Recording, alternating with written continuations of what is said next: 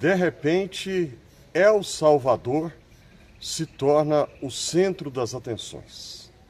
El Salvador, país pequenino da América Central, país pobre e que é daquele tipo de países que a gente só ouve falar quando acontece uma tragédia da natureza, um terremoto, um vulcão, ou se o país é atingido por um tsunami ou algo assim, né?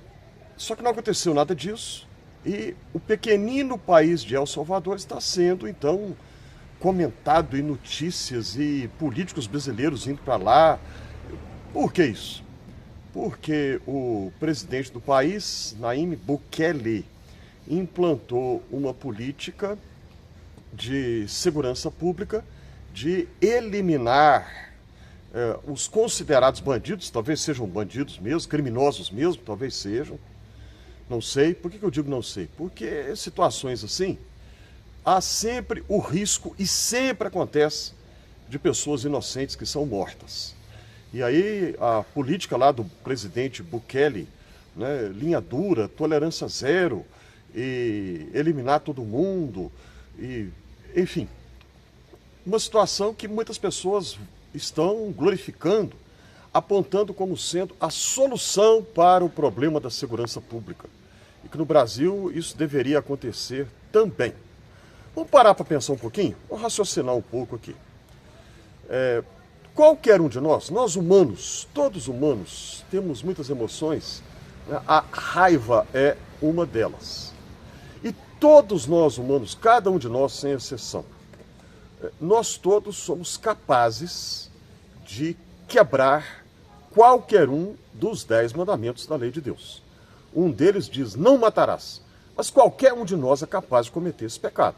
A maioria não cometerá, que bom que não, mas o potencial para tirar a vida de alguém, todo mundo tem. Nós todos temos. E quando alguém sofre um assalto, quando alguém tem um bem que é ou roubado por assalto à mão armada ou furto, a primeira reação que nós temos é raiva. Uma raiva muito grande. E a vontade que dá é de matar quem nos roubou. Só que as coisas não são tão simples assim.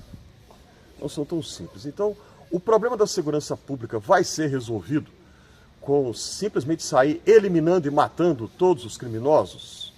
A resposta é não vai. Por que não? Bom, vamos pensar um pouco e não vai ser difícil entender por que eu estou falando isso aqui. Então, só repetindo o que eu disse agora há pouco, alguns políticos brasileiros estão exaltando o modelo salvadorenho e estão indo, ou já foram, né, visitar lá o presidente Bukele para aprender como é que é o sistema dele, com a intenção de aplicá-lo aqui no Brasil, porque esse é um discurso populista que tem apelo muito fácil entre a população. E antes que alguém entenda errado o que eu estou falando aqui, e antes que alguém coloque palavras na minha boca, deixa eu dizer aqui, presta atenção, fazendo um favor.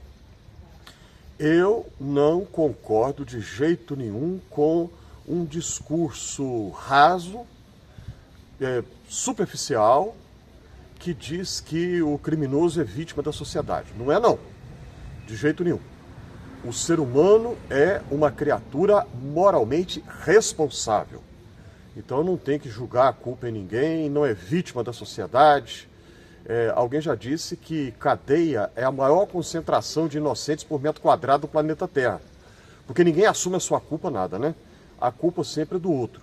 A culpa do meu pai, que batia na minha mãe, me espancava. A culpa é da minha professora quando eu era criança, que era muito brava, muito rigorosa. A culpa é do meu patrão, que me demitiu. A culpa é dele, a culpa é dela, a culpa é de Raimundo e todo mundo. A pessoa mesmo nunca assume a sua culpa. Eu me lembro até de um quadro que tinha no programa humorístico Caceta e Planeta da Rede Globo. O quadro era o Penitenciária de Detenção Máxima. E aí eu, ironizando aquelas brincadeiras todas que eles faziam, né, como é que seria a vida em um presídio. Todos os exageros, claro, de um humor muito esculhambado, né? Escrachado, como era a proposta da turma do Caceta e Planeta. E aí teve um dia que o quadro, né, os policiais chegaram trazendo um que sendo preso, né, começar a cumprir pena, ou coisa assim. Aí ele foi julgado dentro da cela, gritando, eu sou inocente, eu sou inocente. Aí um preso que estava lá há mais tempo dizia, calma, calma, meu amigo, aqui todo mundo é inocente. Aquele ali é inocente de 32 assaltos à mão armada. Aquele outro lá é inocente de 5 latrocínios. Esse daqui do meu lado é inocente de tráfico de drogas. Quer dizer, obviamente uma ironia, ironizando essa situação, né? Então por que eu estou falando isso? Porque o ser humano tem que assumir a responsabilidade pelos seus atos. O criminoso não é vítima da sociedade. Ladrão, não é, de jeito nenhum. E tem que assumir as consequências das suas ações. Agora, por outro lado, essa proposta diz que vai sair eliminando, tirando a vida de todos os criminosos, também não vai resolver. Por que não? Isso já acontece no Brasil há décadas e não resolveu nada. Alguns que estão me vendo aqui agora vão lembrar do Cabo Bruno. Cabo Bruno, policial da Polícia Militar do Estado de São Paulo, que foi preso, julgado, porque ele, por conta própria, foi acusado de mais de 50 assassinatos. Todos esses 50 teriam sido ou seriam criminosos. Mas a justiça, ele foi julgado e constatou-se que matou pessoas inocentes. Matou pessoas que não tinham nenhum envolvimento com o crime. O Cabo Bruno, então, por conta própria fez isso. Muitos o consideraram como um herói. Faz lembrar um filme que fez muito sucesso na década de 70, e alguns que estão me acompanhando aqui agora devem ter assistido. Desejo de Matar, né, com Charles Bronson, um ator que fez muito sucesso nos anos 50, 60 e 70.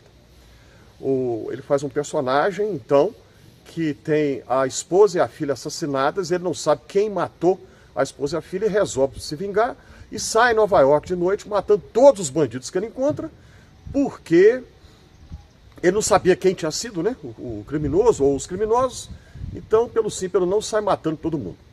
O filme fez um mega sucesso.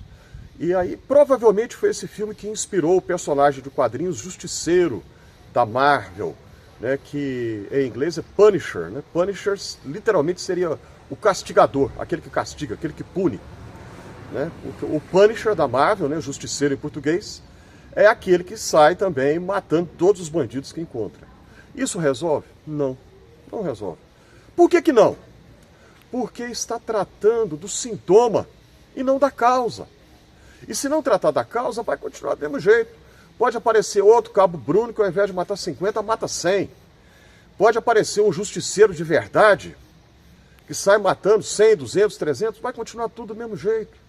O Esquadrão da Morte que atuava no Brasil no tempo da ditadura militar, resolveu alguma coisa? Não, não resolve, não resolveu. Não é isso que vai resolver o problema do país. É preciso uma solução que trate da causa do problema e não apenas do seu sintoma, de jeito nenhum. A filósofa Hannah Arendt, num livro que se tornou muito famoso, A Banalidade do Mal, ela diz que uma das causas da banalidade do mal é você propor soluções simplistas para problemas complexos. Tem um problema que é muito complexo, e aí você propõe uma solução que é simplista demais. É o caso agora, a solução lá do Bukele. O Ricardo Duterte, né, das Filipinas, uma solução semelhante, sai matando todo mundo, mata um punhado de gente, mata alguns, talvez fossem criminosos mesmo, mas isso não vai resolver, vai continuar tudo do mesmo jeito. O que fazer então? É preciso parar para pensar uma solução que trate da causa desses problemas, como evitar que o crime se prolifere. E as implicações do crime com os poderes organizados. E as implicações que muitas vezes existem com muito mais complexas, teias de relacionamentos que envolvem muito dinheiro, muito maiores do que o cidadão comum é capaz de pensar ou sequer de imaginar.